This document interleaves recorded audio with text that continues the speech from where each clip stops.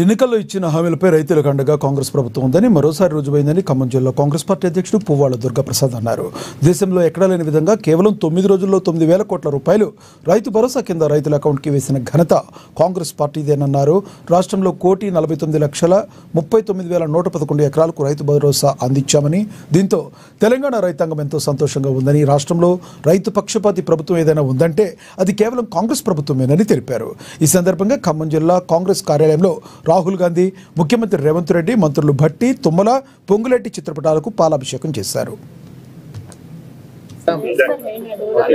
నాగార్జున సాగర్ శ్రీశైలం లాంటి ప్రాజెక్టులు కట్టించిన దగ్గర నుంచి ఉచిత కరెంటు కానివ్వండి, ఇప్పుడు రైతు భరోసా కానివ్వండి, గతంలో యూపీఏ గవర్నమెంట్ రుణమాఫీ కానివ్వండి, ఈ ప్రభుత్వం వచ్చినాక 21,000 కోట్ల రుణమాఫీ కానివ్వండి, ఏది చేసినా కూడా రైతుల కోసం చేసే ప్రభుత్వం దేశంలో కానీ రాష్ట్రంలో కానీ కాంగ్రెస్ సహాయంలోనే జరిగిందని చెప్పి ఈ రోజంతా రైతులంతా కూడా చాలా సంతోషంగా ఉన్నారు. మరి ఒక సంవత్సరంలో కాలంలోనే 3 సార్లు రైతు భరోసా ఇవ్వడంతో పాటు 21,000 కోట్ల రుణమాఫీ చేయడంతో పాటు 15,000 కోట్ల రూపాయలు మరి ఉచితంగా రైతులకు ఇచ్చే కరెంటును కూడా ఈనాడు గవర్నమెంట్ ఒక్క నిమిషం కూడా కరెంటు పోకుండా రైతులకు పంటలు కాపాడే గొప్ప ప్రభుత్వం తరపున మంత్రివర్గం కూర్చొని 16వ తారీఖు నాడు తీసుకున్నటువంటి నిర్ణయం 16 నుంచి 9 రోజుల పాటు 9,000 కోట్ల రూపాయలు ప్రభుత్వం నుంచి రైతుల ఖాతాలలో వేస్తామని